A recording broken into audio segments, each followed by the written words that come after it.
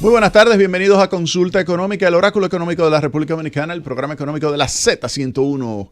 Y vamos a iniciar el programa hablando de la importancia de la estabilidad macroeconómica, a propósito de un artículo de Pavel Isa que señala que los últimos años han sido muy aburridos para los macroeconomistas. Y es verdad, en la República Dominicana, con un crecimiento entre 6 y 7% en los últimos años, es decir, que está por encima de lo que es el crecimiento potencial, que es un 5%, lo cual implica una reducción de la tasa de desocupación, porque cuando la economía crece por encima del 5%, se crean más de 100.000 puestos de trabajo, que es lo que regularmente sube la población económicamente activa cada año. Y en consecuencia, sí hay un aumento de la demanda de trabajo por encima de lo que es esa creación de demanda adicional por parte del público de lo que es un puesto de trabajo, pues entonces esto hace que inmediatamente comience a disminuir la tasa de desocupación. Por ejemplo, en los últimos meses, que ha crecido cuando uno lo toma de punta a punta para tener un periodo de 12 meses, más de 150.000 puestos de trabajo, pues esto ha hecho que la tasa de desocupación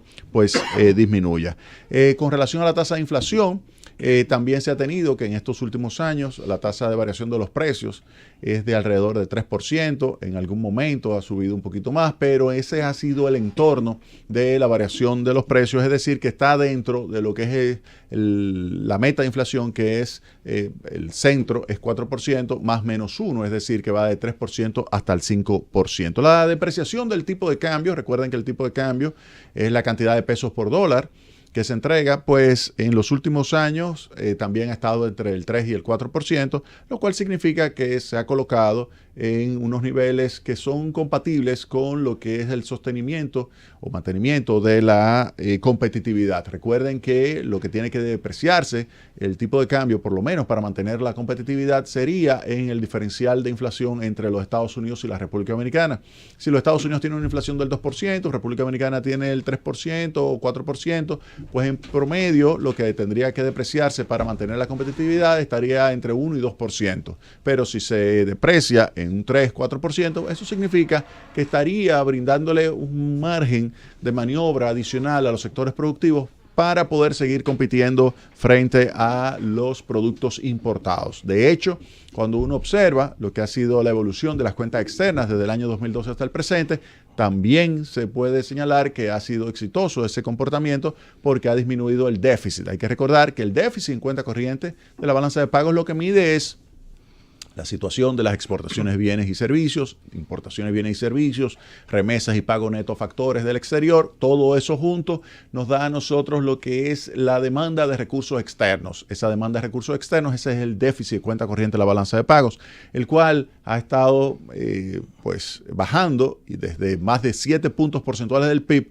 a menos de 1 punto porcentual del Producto Interno Bruto, y se pudiera estimar que se quedaría entre 1 y 1.5% el próximo año. Con relación al déficit de las finanzas públicas, también hay que recordar que en el año 2012 el déficit del sector público no financiero fue de 6.7% del Producto Interno Bruto y se ha colocado entre el 2 y el 3% en los últimos años. En los últimos 5 años se ha tenido un déficit público bastante moderado, y esto ha hecho que el crecimiento de la deuda también haya sido moderado. A pesar de que se observa una tendencia ascendente de la deuda, se continúa esa trayectoria siendo una trayectoria sostenible del endeudamiento. Claro, el Fondo Monetario Internacional, así como también otros organismos, han recomendado a las autoridades que continúen haciendo el esfuerzo de reducir el déficit del sector público para poder comenzar a desmontar deuda.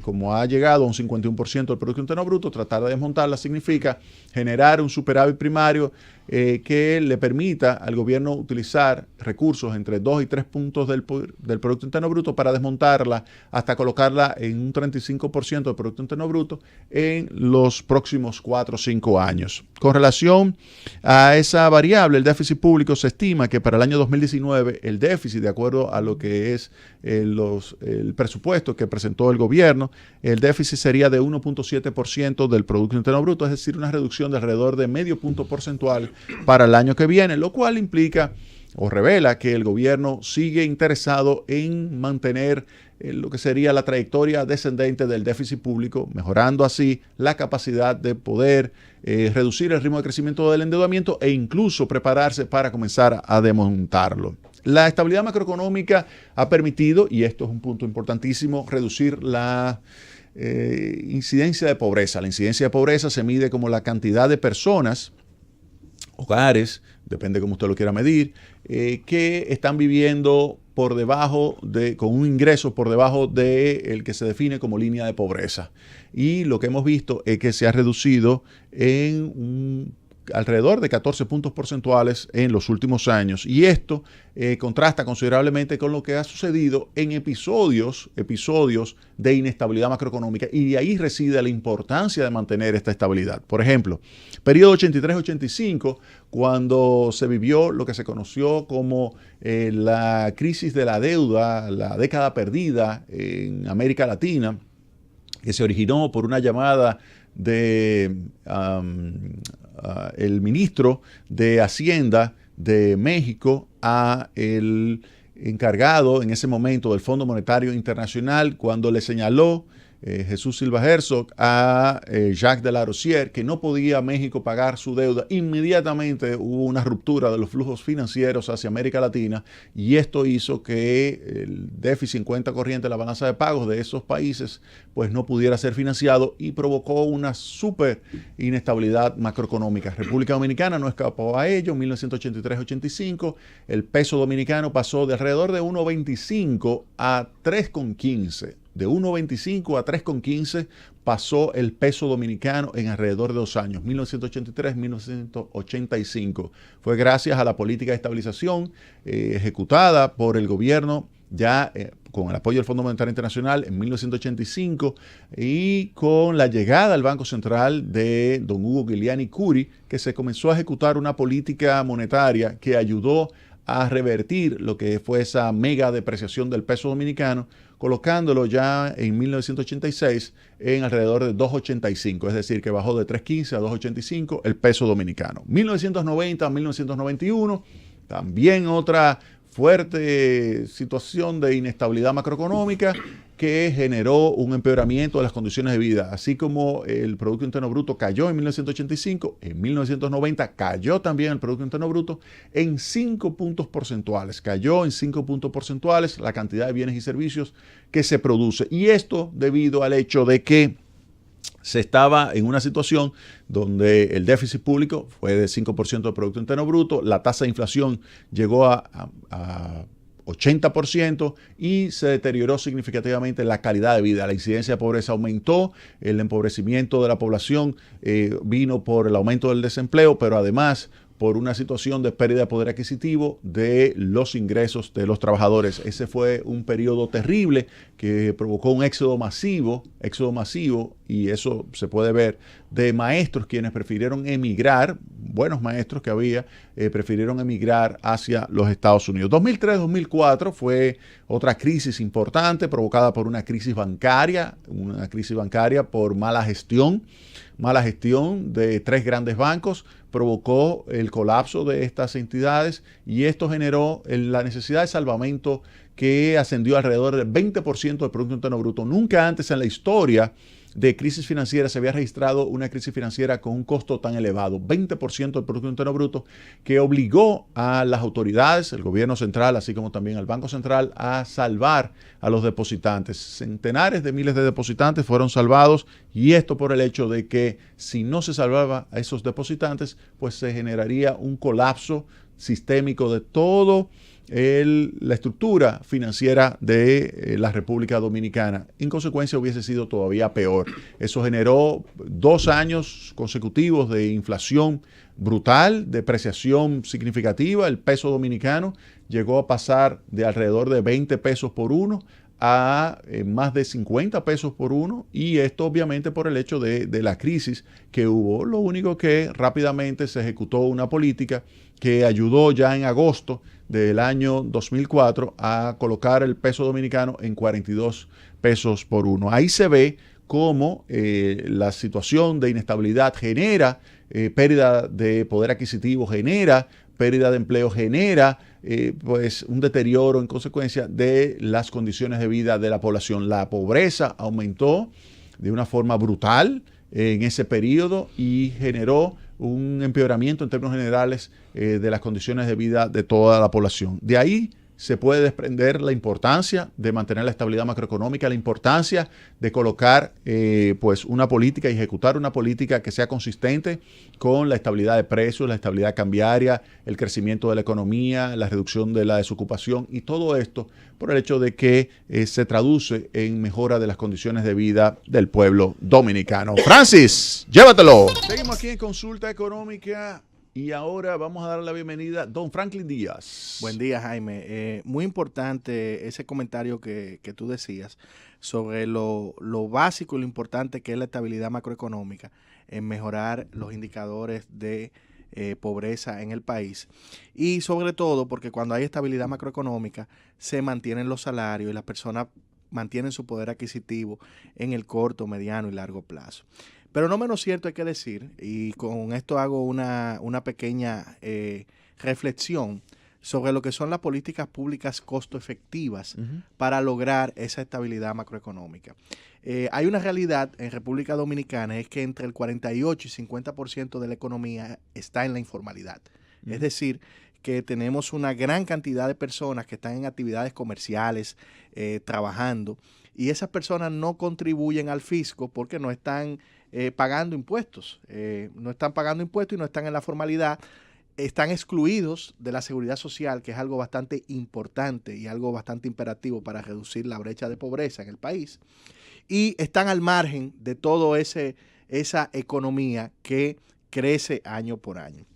Por esto es muy importante que el Estado como tal haga conciencia de que tiene que reducir ese nivel de informalidad en la economía para que la deuda pública y las finanzas públicas sean estables en el largo plazo. ¿Cómo nosotros podemos reducir la informalidad? De una manera sencilla. Necesitamos políticas públicas sencillas y que permitan que las personas entren a la formalidad de manera gradual y que no existan incentivos perversos para permanecer en la informalidad. ¿Por qué hago esta reflexión? Bueno, es muy importante la instauración y la vinculación que debe tener la seguridad social y el esquema impositivo en República Dominicana. La ley 8701 establece que el contributivo subsidiado, el régimen contributivo subsidiado, que es el régimen de seguridad social, donde están las personas que están en independiente, no ha entrado en vigor porque esas políticas públicas no se han hecho efectivas. Países centroamericanos han logrado la inserción y la reducción de la informalidad en la economía mediante el establecimiento del monotributo. ¿Y qué es el monotributo? El monotributo es un mecanismo sencillo donde una empresa, por ejemplo, supongamos que usted es chef y usted tiene un carrito de comida que usted está vendiendo en un food truck y usted se le hace un estimado de que usted vende tanto mensual en ese carrito de comida. Entonces, por usted tener ese carrito de comida, usted paga una mensualidad a la Dirección General de Impuestos Internos. Eso es el monotributo. El monotributo es un concepto que vincula el pago de impuestos de valor agregado, impuestos sobre la renta, a una estimación de ingresos que se hace sobre la base de un estudio. ¿Y por qué digo que esto es importante? Porque en la actualidad el sistema tributario en República Dominicana tiene un alto nivel de complejidad. Y ese nivel de complejidad dificulta que las personas se integren a la formalidad y paguen sus impuestos y se incentiven a formalizar su relación con la Dirección General de Impuestos Internos. Incluso llegamos al punto donde en muchas ocasiones tenemos absurdos, y digo absurdos porque las personas cuando van a formalizar sus operaciones, lo que reciben de allá para acá es una galleta, sin mano. Entonces eso hace que las personas digan, bueno, pero si yo voy a la DGI, yo quiero formalizar, y yo no recibo ningún incentivo, sino que lo que yo recibo es que me abruman mis cuentas y me dan un pecozón, yo no voy a formalizarme.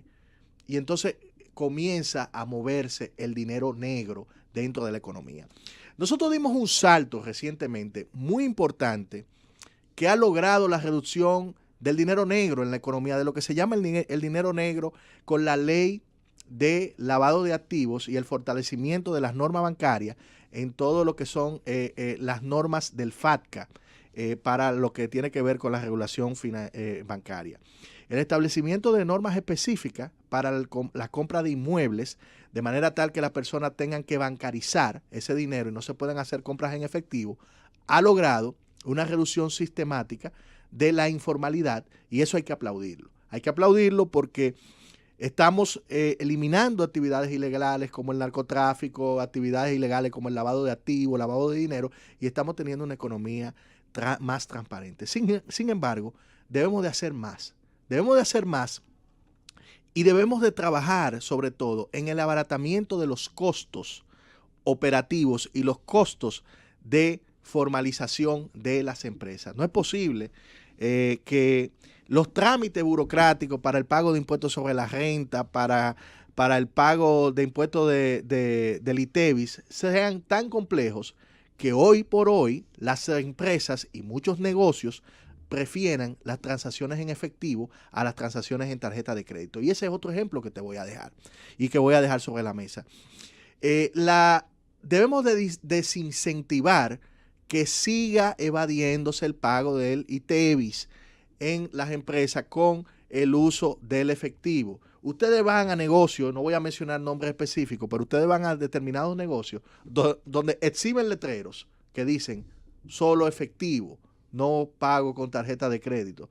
¿Por qué? ¿Por qué los negocios se incentivan a esto? Porque evidentemente evaden impuestos, y la DGI lo tiene que saber, y la DGI tiene que crear mecanismos para evitar que esas prácticas comerciales de evasión del ITEVIS, que tú has mencionado en muchas semanas aquí en el programa, se reduzcan. ¿Y cómo lo hacemos? Abaratando costos con políticas más sencillas, evitando el uso de dinero negro y sobre todo evitando la discriminación en los métodos de pago. No es posible que un negocio te diga a ti, a la clara, que te va evadiendo, porque el negocio que te pone a ti un letrero, pago solo en efectivo, te está de manera implícita admitiendo que está evadiendo impuestos sobre la renta. Y eso hay que ponerle control y eso hay que ponerle todo el empeño para evitar que siga sucediendo. Llévatelo, Francis. Vamos a seguir aquí en Consulta Económica, el Oráculo Económico de la República Dominicana, el programa económico de la Z101, pues hablando de este tema, de la importancia de la estabilidad macroeconómica y de, como tú muy bien señalas, de la importancia de que se puedan adoptar medidas que reduzcan esa informalidad. Hay que señalar en ese aspecto que se han realizado estudios que verifican que la informalidad no solamente depende por el lado de los elementos que facilitarían que la empresa se formalice o que los agentes económicos se formalicen, porque tú puedes ponerlo muy sencillo, pero también puede darse el caso de que ellos no estén interesados por el hecho de que tienen que cumplir como quiera con los impuestos, tienen que cumplir con los pagos a la seguridad social, y dado que tienen una baja productividad, esto le hace que sea muchísimo mejor estar fuera del ámbito de la formalidad, porque dada su productividad no pueden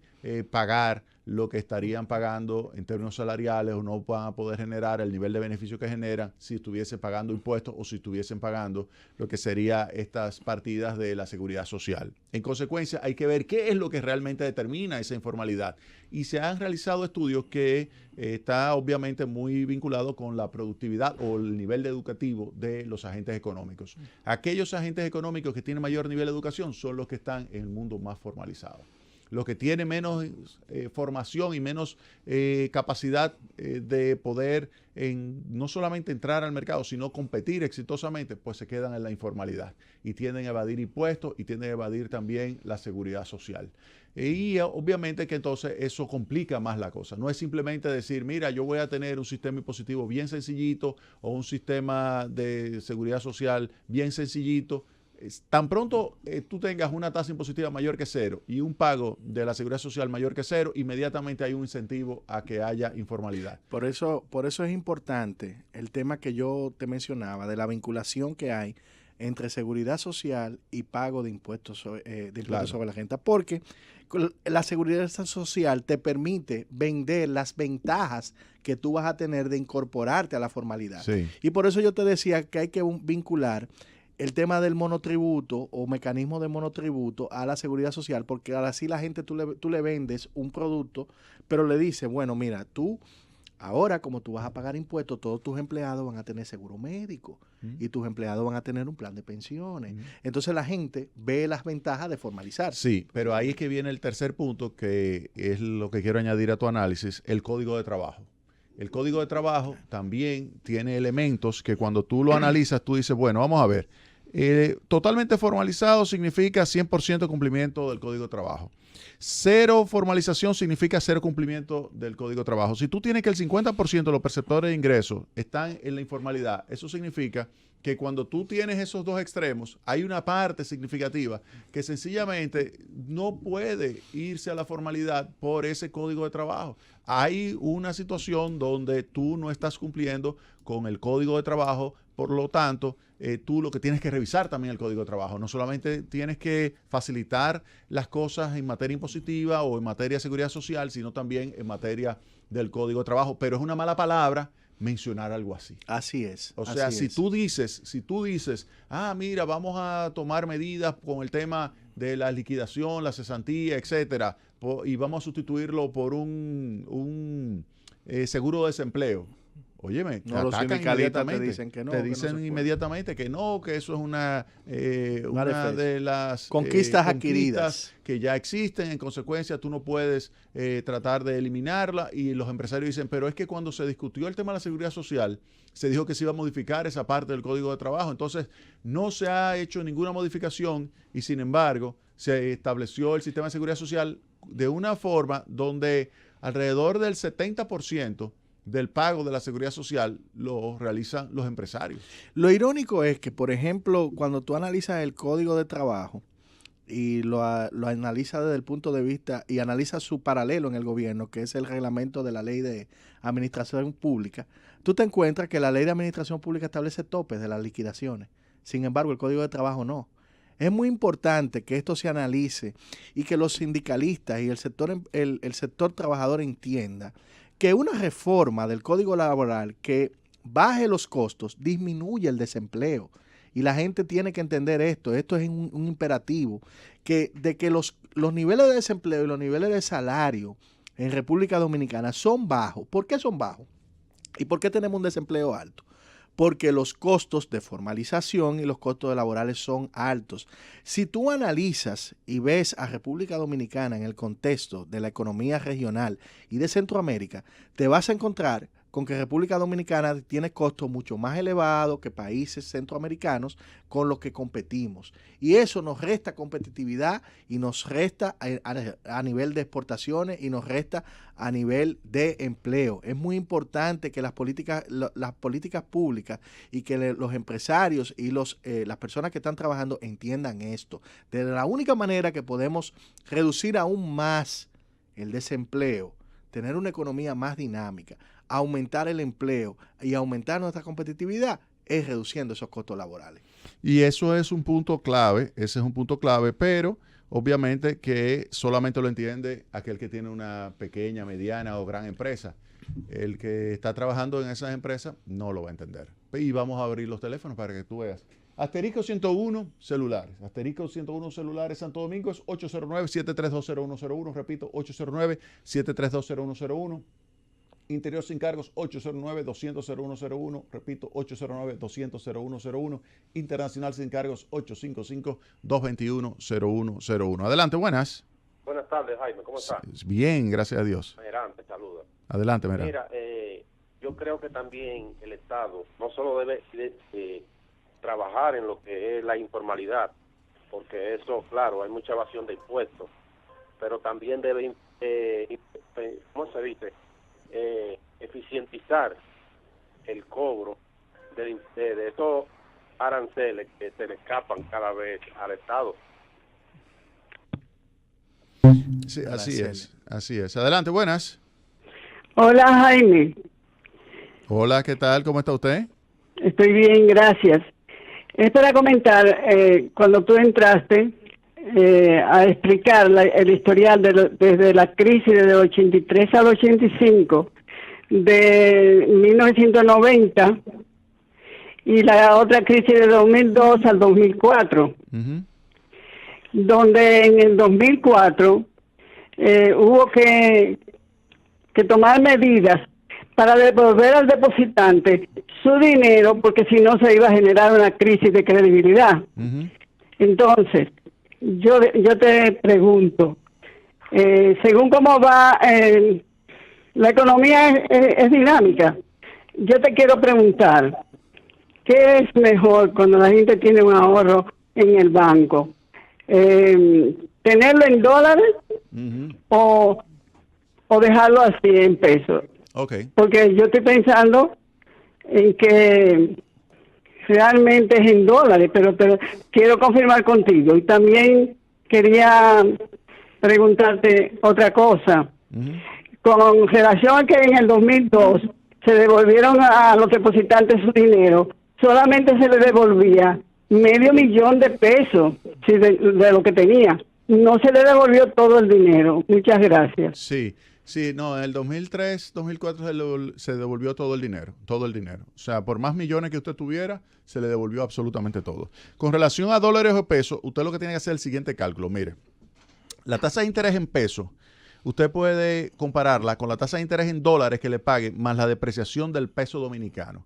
Vamos a suponer que la tasa de depreciación es 4%. Esa es la tasa de depreciación de los últimos años, en términos anuales. 4% anual. Si a esa tasa del 4% anual usted le añade la que le pagarían, por ejemplo, por un instrumento con las mismas características acá en República Dominicana, asumiendo un 1%, eso significa que usted estaría recibiendo en términos de pesos el 4% de depreciación más el 1% en dólares, 5% en pesos. Si usted consigue un instrumento financiero en peso dominicano que le pague más del 5%, vale la pena dejarlo aquí en pesos. Por ejemplo, en los últimos años usted ha podido conseguir instrumentos a 8%, por ejemplo. Y si usted tiene que el instrumento en dólares hubiese pagado dominicanizado, digamos, es decir, tomar eso y llevarlo a peso dominicano, entonces 8% es mayor que 5%, entonces vale la pena dejarlo en peso dominicano. Eso es. Si usted tiene una turbulencia macroeconómica que genere una depreciación de 20, 30%, obviamente que ahí usted diría, mira, entonces me conviene llevarlo a peso, a dólares. Pero el punto es que usted lo que tiene que tomar en cuenta es que la tasa de interés también va a reaccionar hacia arriba, la tasa de interés denominada en pesos. Entonces, usted tiene que hacer el análisis completo a la hora de tomar la decisión. Pero recuerde la ecuación que usted tiene que tener en cuenta. Tasa de interés en pesos igual a tasa de interés en dólares más la depreciación. Si la tasa de interés en pesos es mayor que la tasa de interés en dólares más la depreciación del peso dominicano, pues entonces vale la pena depositarlo, su dinero en pesos. Adelante, buenas. Sí, buenas tardes. Sí, adelante. Sí, Arichi, Claudio Niño Castillo me hizo. ¿Se va a mantener el programa a las 12 o lo corrieron para la 1? No, yo me tiré otro programa a las 12. Sí. Es porque hoy hubo un programa especial y entonces de 1 a 2 pusieron el programa de Migraceta. Migraceta. Dame hacerle una pregunta al expositor que está ahí. Sí. Yo quisiera como que ustedes, para educación, como ese programa educa mucho, para educación, al hablar del problema del código de trabajo, código laboral, ¿verdad? Sí. Y el asunto de la informalidad, etcétera, y el plan de seguridad social, la seguridad social. Es bueno que expliquen en qué consiste, cómo afecta el código de trabajo la situación de las empresas hoy, porque hay que visualizarlo, porque también yo sé que las empresas tienen otros problemas, ¿verdad? Correcto. En las importaciones, la competencia, etcétera. Pero en el caso del Código Laboral es bueno entenderlo porque ese es un conflicto que se está planteando nuevamente. ¿Usted tiene empresa?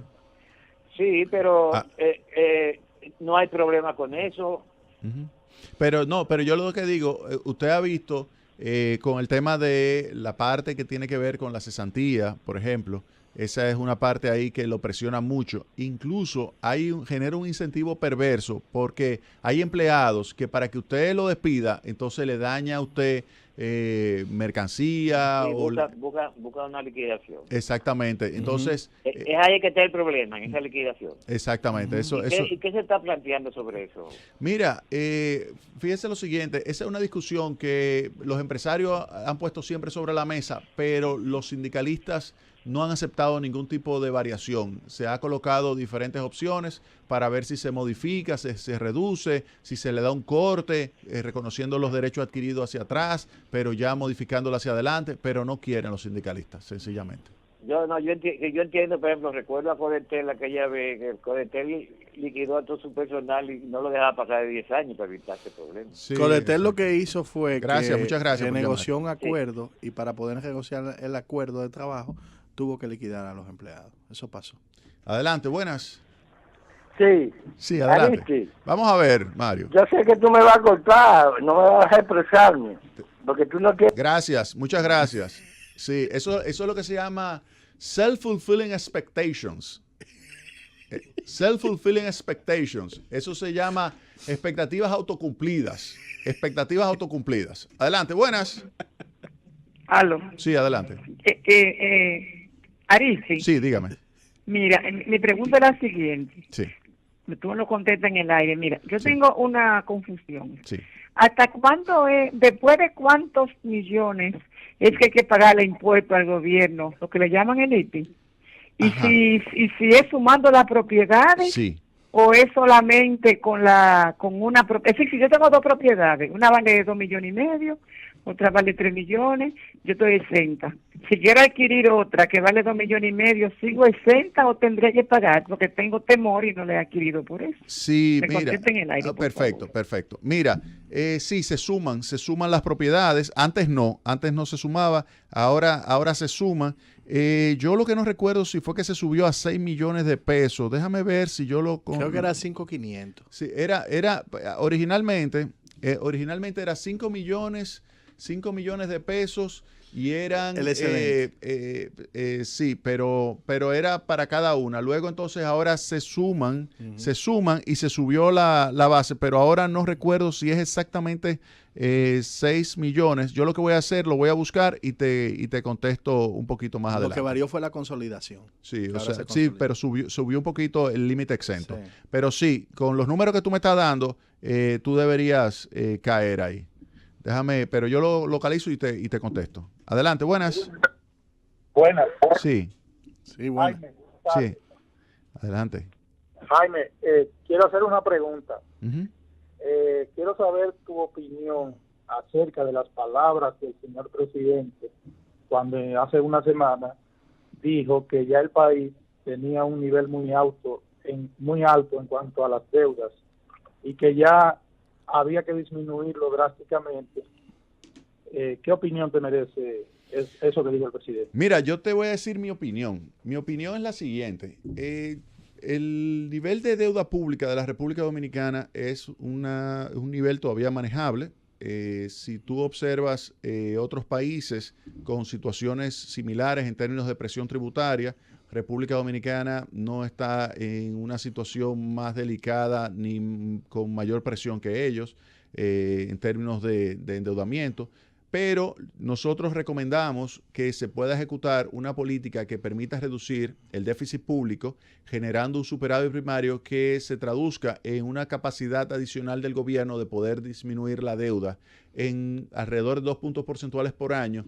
En un periodo de 6, 7 años pudiera esto llevar la deuda hasta 35 o 36% del Producto Interno Bruto. Ahora mismo está en 31.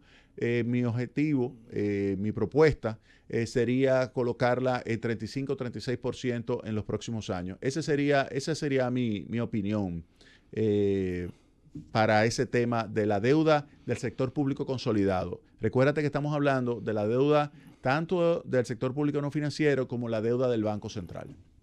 Adelante, buenas. Te estás condenando, Aristi. Adelante, buenas.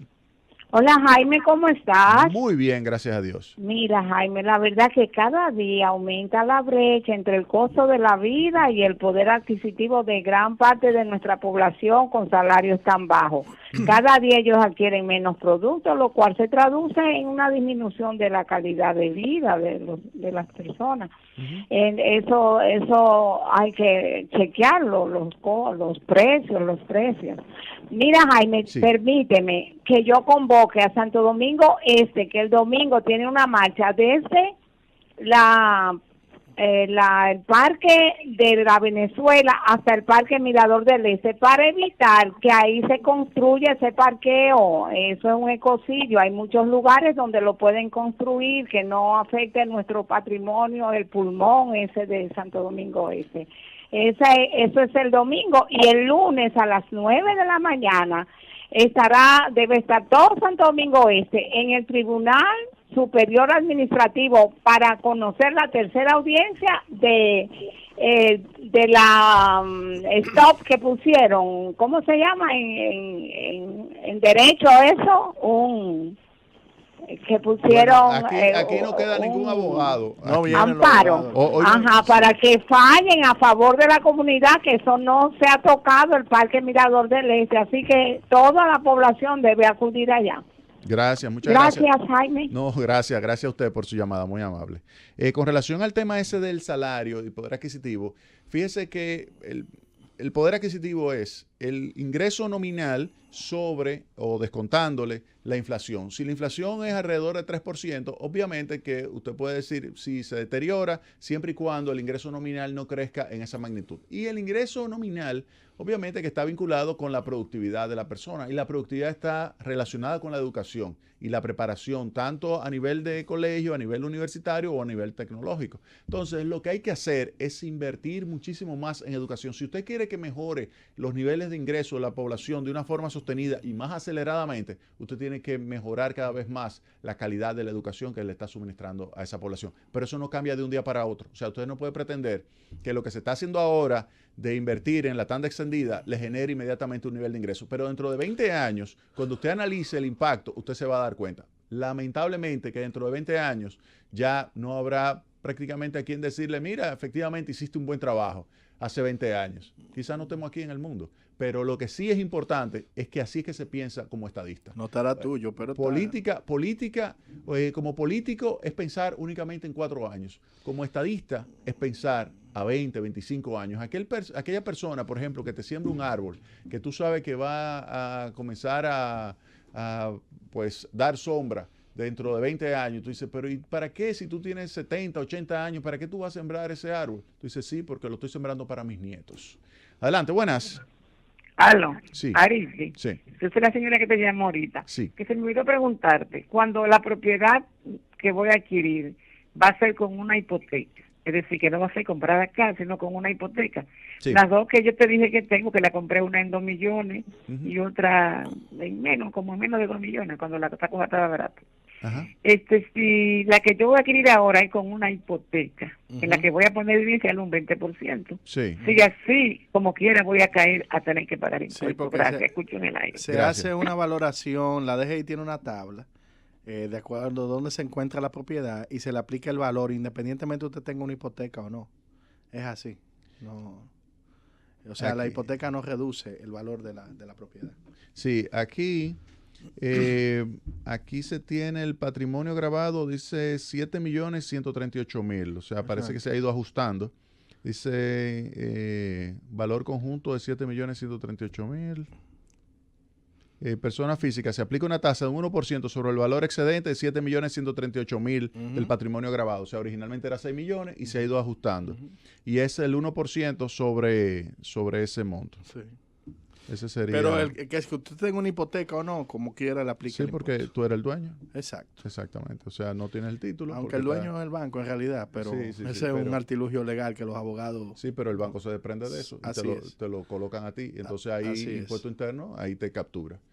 Sin lugar a dudas. Seguimos aquí en Consulta Económica, el oráculo económico de la República Dominicana, el programa económico de la Z101. Don Franklin Díaz tiene un comentario interesante sobre la Reserva Federal de los Estados Unidos. Sí, esta semana la Reserva Federal, contrario a lo que a lo que esperaba Donald Trump, o lo que ha querido Donald Trump, subió nuevamente la tasa de referencia de interés, situándola entre 2 y 2.25%, poniendo fin de esta manera a una era de política monetaria expansiva, y ya la palabra expansiva ya no está en el diccionario de la Reserva Federal. En sus nuevas proyecciones incorporan los efectos de los recientes recortes de impuestos, mayores gastos del gobierno de Donald Trump, y los responsables de la Fed dijeron que sus proyecciones esperan más alzas de interés hasta el próximo año y otra en el año 2020. Los analistas de la Reserva Federal, los analistas de política monetaria en Estados Unidos, esperan un crecimiento de la economía que en el ciclo económico que está la economía estadounidense se esperan 3 años más de crecimiento económico. Y esto es una buena noticia para los mercados, no tan buena para los que tienen financiamiento, pero ya se espera que para finales del año 2020 el tipo de referencia, la tasa de interés de referencia en Estados Unidos estará alrededor del 3,4%. Es muy importante decir e indicar que este cambio de la política monetaria obedece a los buenos datos que está teniendo la economía estadounidense a nivel de empleo, a tratar de controlar la inflación por el incremento del gasto del gobierno y el recorte de la carga impositiva, que de una manera indirecta mejora el ingreso del estadounidense promedio, porque cuando las empresas tienen que pagar menos impuestos, lo que hacen es que reducen sus costos laborales y pueden incrementar su mano de obra.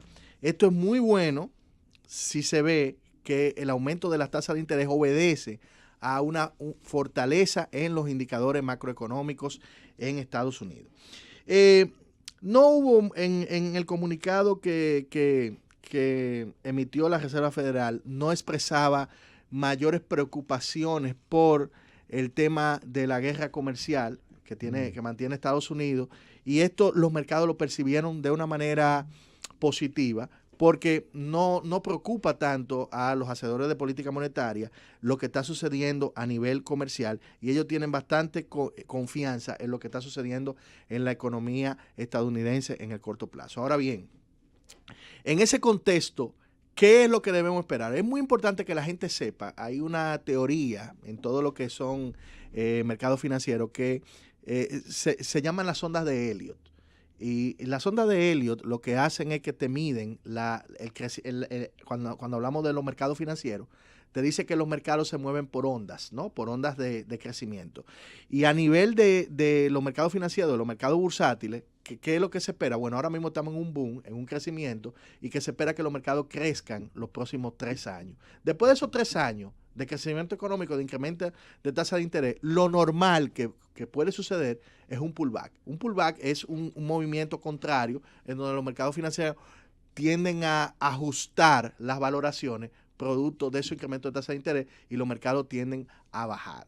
Ahora bien, eso no es una mayor preocupación porque los mercados siempre se han movido en ciclos, y eso es lo normal que sucede en los mercados en el largo plazo, que los mercados suben y la tasa de interés lo que sirve es de una manera u otra para controlar los niveles de inflación de la economía. En ese contexto, nosotros como economía tenemos que entender que la política monetaria estadounidense tiene un impacto en las posibles emisiones de deuda pública de República Dominicana en los mercados financieros internacionales. Es muy importante que los hacedores de políticas públicas entiendan que si vamos a endeudarnos en los próximos años, vamos a tener que hacer a una tasa de interés más elevada, y eso va en detrimento, o vamos a decir, tiene un efecto negativo en las finanzas públicas, porque vamos a tener que destinar más dinero al pago de tasa de interés, porque la percepción de riesgo de los inversionistas internacionales van a cambiar y la prima de riesgo se va a ajustar en el caso de República Dominicana. Por eso hay que ser muy cauteloso con próximas emisiones de deuda pública y tener en cuenta los factores que están pasando en los mercados financieros. Y eso entonces nos lleva a nosotros a acentuar todavía más la necesidad de reducir la evasión de impuestos. Así es. Por el hecho de que si se va a incrementar la tasa de interés que paga la deuda pública por el aumento de la tasa de interés de los Estados Unidos, pues esto lleva a las autoridades a necesitar una mayor presión tributaria, pero con las mismas figuras impositivas, es decir, con las mismas tasas de impuestos se tiene que recaudar más. Y para eso entonces hay que reducir la evasión, por ejemplo, del ITEVIS y la evasión del impuesto sobre la renta. Ambas figuras tienen tasas de evasión, por ejemplo, la de ITEVIS 45%, impuestos sobre la renta 55%, que pudiera entre las dos perfectamente conseguirse entre 2 y 3 puntos porcentuales si se logra reducir. Entre 2 y 3 puntos porcentuales adicionales de ingreso tributario, que es difícil, dificilísimo. Y tú lo has visto con el esfuerzo que ha hecho la Dirección General de Impuestos Internos y todavía no se ha logrado reducir de una forma dramática lo que es la evasión. Y hay que tratar de que esto se haga y por el hecho de que no solamente es por las distorsiones que se crean. Cuando tú tienes, por ejemplo, una empresa que evade y otra que no evade, la que está evadiendo es más competitiva. Así es. Entonces crea un incentivo perverso. Entonces tú tienes que establecer un mecanismo donde el que esté evadiendo, que de verdad pague los impuestos. Y que de esa forma, si uno observa que en el futuro se estaría recaudando suficiente dinero para pagar esa mayor deuda, pero al mismo tiempo para cumplir con los servicios sociales y queda dinero, entonces vamos a reducir las tasas. Fíjate que los Estados Unidos redujo su tasa de impuestos a la renta a 21%, nosotros la tenemos en 27% y ya hay una diferencia significativa ahí en contra de nosotros. La gente tiene que entender que siempre, mucha gente dice cuando los Estados Unidos tose, a nosotros nos da pulmonía o nos da neumonía. Eso no necesariamente es tan cierto, pero sí es cierto que hay un impacto y una relación cercana de los mercados financieros a nivel local con los mercados financieros internacionales. Ahora bien, eso por un lado del tema de la política monetaria, de lo que es el incremento de tasa de interés, ya dijimos cuál es el efecto. Ahora, es muy importante también, y han salido unas noticias bastante interesantes esta semana, que modernicemos y hagamos los mercados financieros locales más competitivos y más con un mayor nivel de profundidad y que permitamos y desarrollemos los mercados de capitales a nivel local. ¿Por qué? ¿Por qué es importante esto? Porque si desarrollamos los mercados financieros a nivel local y logramos canalizar dinero del ahorro nacional a inversión en renta variable, a inversión en renta fija emitida de deuda pública del gobierno a tasas competitivas, podemos abaratar los costos de financiamiento tanto de las empresas y creamos productos interesantes que nos permiten financiarnos a nivel local y no tener que recurrir de manera tanto a mercados financieros internacionales. Y esto es muy importante que la gente lo entienda.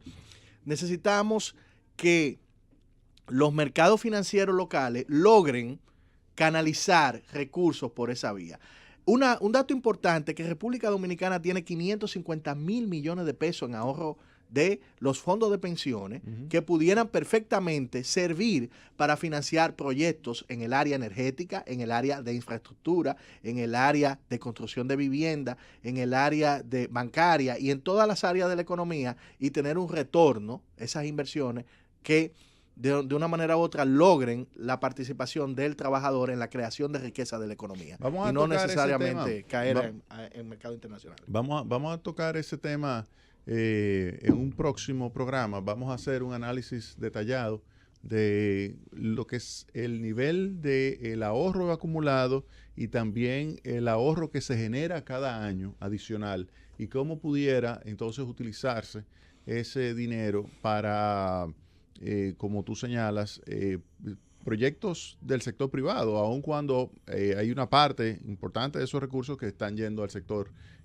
privado, otra parte está yendo a financiar deuda pública y así sucesivamente, pero hay que entender que la deuda pública tiene como contraparte una acumulación de activos. Cuando tú dices, no, que se endeudó para construir una carretera, bueno, tú tienes que calcular cuál es el retorno de esa carretera y ese es el retorno que te debe dar recursos para tú pagar esa deuda. Y que los peajes sean coherentes con el pago. Exactamente, si te dice, vamos a construir una presa, bueno, toda la producción que se está generando cuando tú tienes esa mayor disponibilidad de agua en una zona porque la puedes manejar mejor con la presa, entonces tú tienes que incluirla como tasa de retorno. O sea que tú tienes que tomar en cuenta todos esos elementos para para completar el análisis de lo que es esa deuda pública. Bueno, yo creo que, Francis, llévatelo.